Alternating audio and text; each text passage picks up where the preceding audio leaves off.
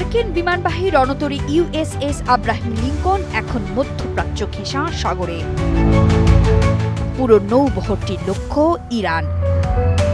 দেশটিতে সরকার বিরোধী বিক্ষোভ উস্কে দিয়ে এখন সেখানে কথিত মার্কিন গণতন্ত্র রপ্তানির প্রস্তুতি নিয়ে ফেলেছেন যুক্তরাষ্ট্রের প্রেসিডেন্ট ডোনাল্ড ট্রাম্প।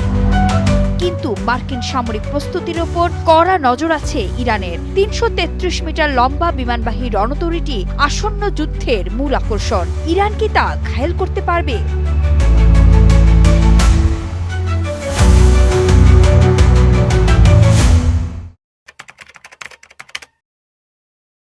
যুক্তরাষ্ট্রের বিরুদ্ধে ইরানের সামরিক শক্তির মূলে রয়েছে ফাত্তা-2 ক্ষেপণাস্ত্র, যা হাইপারসোনিক গ্লাইড ভেহিকেল ব্যবহার করে চলে। গতানুগতিক ব্যালিস্টিক ক্ষেপণাস্ত্রগুলো নির্দিষ্ট উঁচু বৃত্তাকার পথে চলে, কিন্তু ফাত্তা-2 বুস্টার থেকে আলাদা হওয়ার পর বায়ুমণ্ডলের উপরের স্তর দিয়ে মাক 13 অর্থাৎ শব্দের চেয়ে 13 গুণ গতিতে ভেসে ছুটে চলে। এর প্রধান বৈশিষ্ট্য হলো এটি মাঝ আকাশে জটিল বাঁক নিয়ে গতিপথ বদলাতে পারে, ফলে মার্কিন নৌবাহিনীর ইন্টারসেপ্টর অ্যালগরিদমগুলোর পক্ষে ক্ষেপণাস্ত্রটির পরবর্তী 5 সেকেন্ডের অবস্থান নিখুঁতভাবে বলা অসম্ভব। এই ক্ষেপণাস্ত্রের সামনে পুরনো সব হিসাব নিকাশ ব্যর্থ।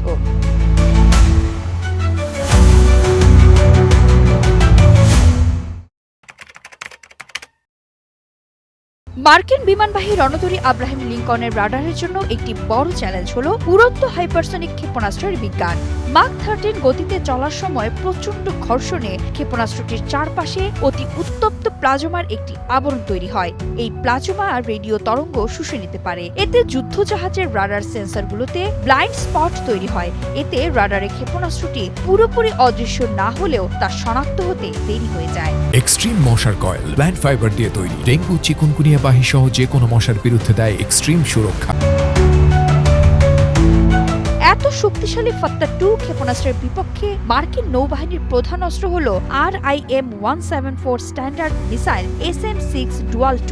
এটি বর্তমানে মার্কিন অস্ত্রাগারে থাকা একমাত্র ক্ষেপণাস্ত্র যা হাইপারসোনিক ক্ষেপণাস্ত্রকে তার যাত্রার শেষ পর্যায়েও আটকাতে সক্ষম। কিন্তু এর ঠেকানোর প্রক্রিয়াটি অনেকটা একটি বুলেট দিয়ে আরেকটি বুলেটকে আঘাত করার মতোই কঠিন, এবং এমন লড়াইয়ে যুক্তরাষ্ট্রের ব্যর্থ হওয়ার আশঙ্কাই বেশি।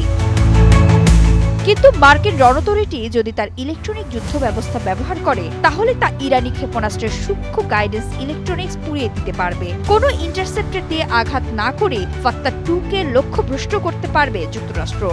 তাছাড়া একটি অপারমাণবিক হাইপারসনিক ক্ষেপণাস্ত্রের একার পক্ষে নিমিটজ ক্লাস বিমানবাহী রণতরী ডুবিয়ে দেওয়া প্রায় অসম্ভব, কারণ এমন জাহাজ উচ্চ শক্তির স্ক্রিন এবং হাজার হাজার পানিরোধী প্রকোষ্ঠ দিয়ে তৈরি। সামরিক সিমুলেশন অনুযায়ী আব্রাহাম লিঙ্কনের এইজেস ফিল্ড ভেদ করা একটি মাত্র হাইপারসনিক ক্ষেপণাস্ত্রের পক্ষে কঠিন।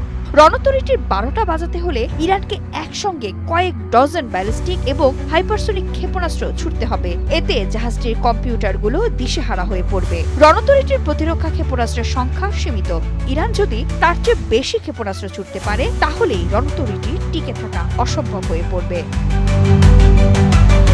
কিন্তু শব্দের চেয়ে 13 গুণ গতিতে 2000 পাউন্ডের একটি ক্ষেপণাস্ত্র যুদ্ধজাহাজটির ডেক ফুটো করে ভেতরে থাকা জ্বালানিতে আগুন লাগিয়ে দেওয়ার জন্যই যথেষ্ট। এর ফলে জাহাজটি হয়তো ডুববে না, কিন্তু এর ফ্লাইট ডেক ব্যবহার করে মার্কিন যুদ্ধ বিমানগুলো আর উঠতে পারবে না। রণতরীটি যুদ্ধক্ষেত্র হয়ে পড়বে অচল।